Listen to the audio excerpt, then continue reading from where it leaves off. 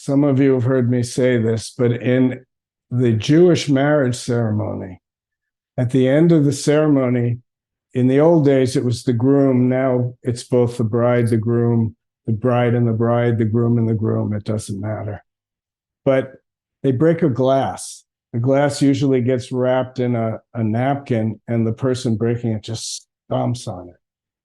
And often when I perform marriage ceremonies, people want to put that ritual in there, whether it's a Jewish person or not. And so I started looking it up on the web to see, well, what does that actually mean? Why are we doing that? And there were as many answers as there were people writing about it.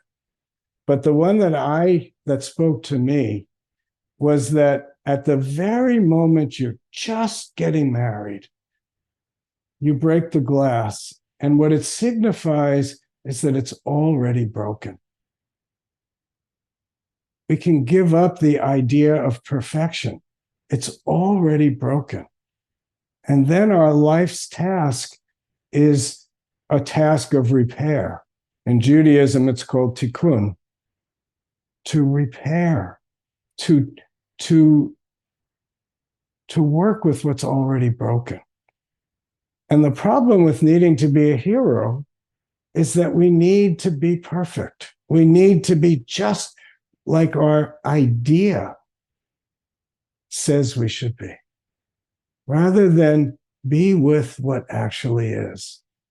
And I think this quote points to the true hero, which is working with our lives as they are, not being too attached to my egoic sense of who I am or I should be, but just working with the confines of this particular moment. So if the koan originally says knowing how to hit the drum, or even as Marshall transformed it into knowing how to be sick, there are many, many, many, many, many different drums. There are many, many, many, many, many different kinds of sickness. If we have an idea of how to do it before we actually deal with that which we're dealing with, then we'll never know how to be sick, and we'll never know how to hit the drum. But if we deal with the drum in front of us, or with the sickness that we actually have, then the drum and the sickness become our teacher. And from that humble place, we can find how to be sick or how to hit the drum. But if I go into it knowing that I need to know how to hit that drum, I need to know how to do this before I even met the moment, then we're lost. We're living in a fantasy world.